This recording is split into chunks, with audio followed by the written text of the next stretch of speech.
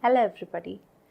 Let's start with the inguinal canal and let's talk about the relations of the anterior abdominal wall muscles to the inguinal canal.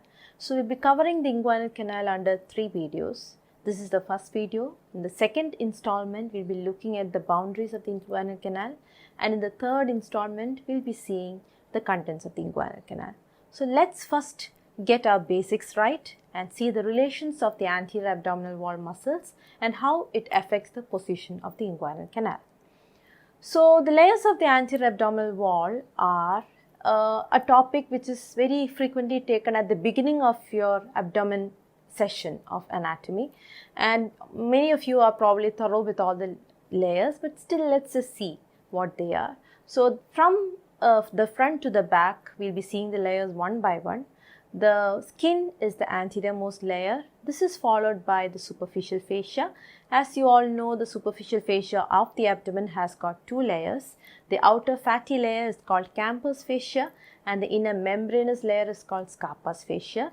And this is followed by the 3 major anterolateral abdominal wall muscles, which are the external oblique, the internal oblique and the transversus abdominis. Intervening between these muscles, we have the deep facial layers, and deep to the transversus abdominis, we have the fascia transversalis. So now let's see what are the other things. Below the fascia transversalis, we have the extraperitoneal fat and the parietal peritoneum. Now let's compress these layers and see the important ones. What is relevant to us regarding inguinal canal are the major 3 muscles, which are the transversus abdominis, as in this picture, we can understand by the transverse arrangement of fibers, followed by the internal oblique and the external oblique. So we will not be seeing all the attachments of these muscles. These are all there in your textbook. We will be seeing what is relevant to us regarding the inguinal canal. So the external oblique is a muscle which has fibers directed downwards and forwards, which is similar to putting your hands in your pockets, and it has got a lower free margin which is part of its aponeurosis. It has a broad aponeurosis which extends from the anterior superior iliac spine to the pubic tubercle and to the symphysis. And this aponeurosis is special because its lower free margin is folded inwards upon itself, and this infolded lower margin of the external oblique aponeurosis is what is called the inguinal canal. So that green area over there, that's inguinal canal. It is an infolded part of the lower free margin of the external oblique. Now the remaining 2 muscles are attached to this inguinal canal. We will see how. So the next muscle that we will be seeing is the internal oblique muscle. We will have to remove the external oblique to see the internal oblique.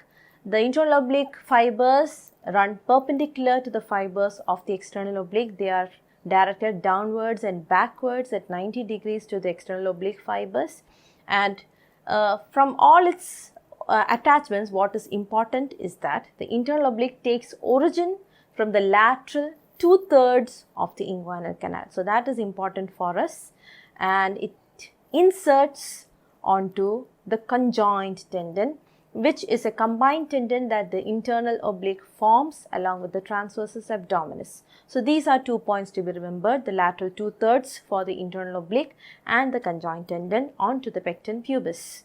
Now what about the transversus abdominis? To see that muscle, we'll have to remove the internal oblique. Let's do that. See and understand that this is the transversus abdominis because of the transverse fibers that you can see. And similar to the internal oblique, what is relevant to inguinal canal is the fact that the transversus abdominis takes origin from the lateral half of the inguinal ligament. So the medial half of the inguinal ligament is free of any origin of the transversus abdominis, but it inserts onto the pubic crest and the pecten pubis via the conjoint tendon.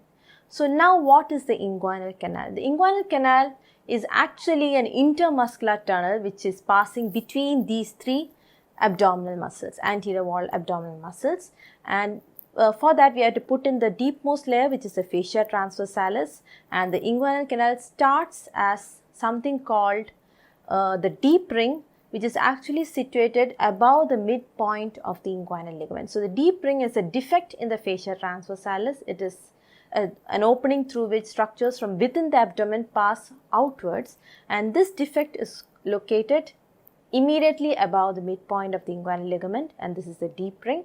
Now from the deep ring we have a cylindrical tunnel which passes obliquely over the medial half of the inguinal ligament. Remember, the inguinal canal is present only in the medial half of the inguinal ligament, right? This point is important, and it ends in a triangular defect in the external oblique aponeurosis, and that is called the superficial inguinal ring. So it starts from the deepmost layer, which is the fascia transversalis, passes all the way across through 3 muscles to finally end in the outermost muscle, and that is a superficial inguinal ring. Alright. Now the arrangement of muscles with regard to the inguinal canal is like this. So we have the fascia transversalis. Let's place the deep ring over there. We've already seen the inguinal canal over there. And now when we try to place the transversus, we can see that it is in no way related to the anterior wall of the inguinal canal, because like we saw in the previous slides, its origin is from the lateral half, while the inguinal canal lies in the medial half of the inguinal ligament. So that is the transversus abdominis. Now let's place the internal oblique, which is the next muscle layer. See the fibers passing downwards and backwards. Now this muscle is taking attachment from the lateral 2/3, so some part of it lies in the anterior part of the inguinal canal. So internal oblique is related and forms a part of the inguinal canal, forms one of its walls, namely the anterior wall of the inguinal canal. Now the last muscle is this one. This is the external oblique. In the region of the inguinal canal, it is mainly an aponeurosis of external oblique, and the external oblique is almost completely covering the inguinal canal. There is the defect that you can see in the external oblique over here, and that defect is the superficial inguinal ring. So there you have the external oblique, and the defect there is the superficial inguinal ring, and through the superficial inguinal ring you can now see that the inguinal canal is passing out. So that's the relation of the anterolateral muscles of the abdominal wall to the inguinal canal. Let's see what happens and how these muscles form the boundaries of the inguinal canal in the next video. Thank you so much.